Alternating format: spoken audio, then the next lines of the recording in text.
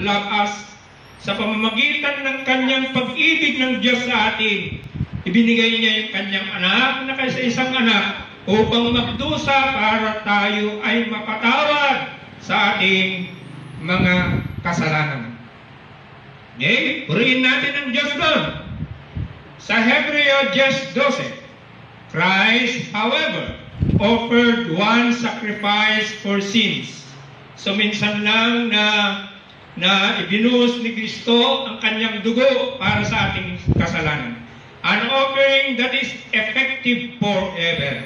Kaya nga, kung tayo ay nagkakasala araw-araw, humihingi tayo ng kapatawaran sa ating Diyos ay sapagkat yung pagkapako ni Kristo Jesus, yung pagbuhos ng kanyang dugo ay yun ay magpakailanman.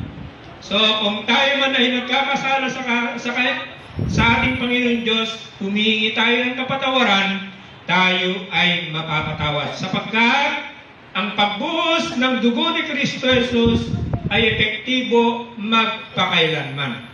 So kahit ang tao ay nagkakasala pa, tayo ay mapapatawad pa rin.